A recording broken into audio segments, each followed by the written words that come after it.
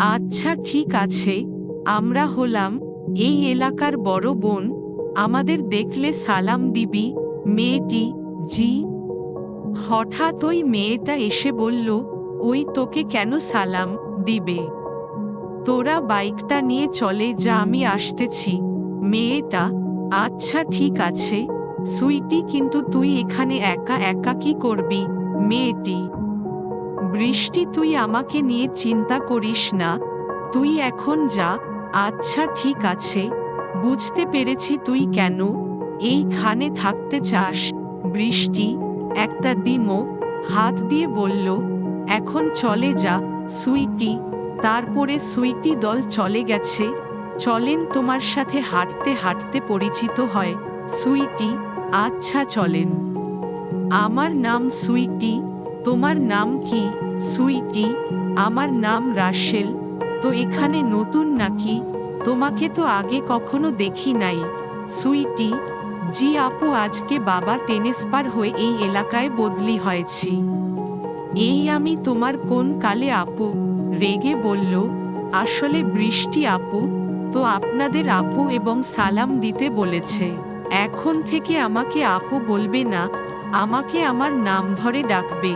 সুইটি, কিন্তু আপনি তো আমার বড়। তাতে কি হয়েছে, আমাকে তুমি করে ডাকবে।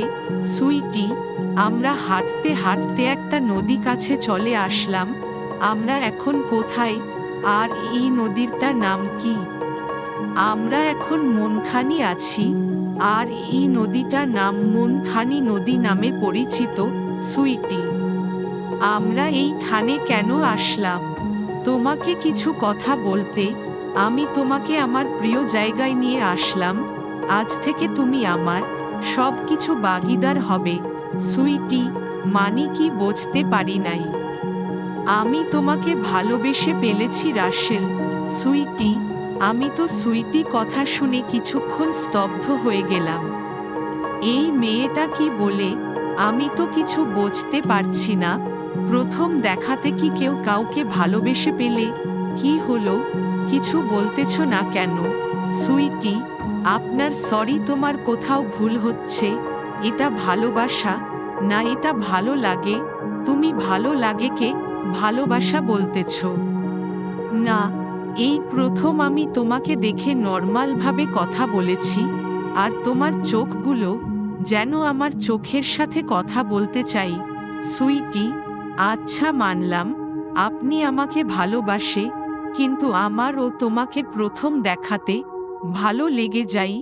ভালো লাগলে ও কি সবাইকে ভালোবাসায় যাই?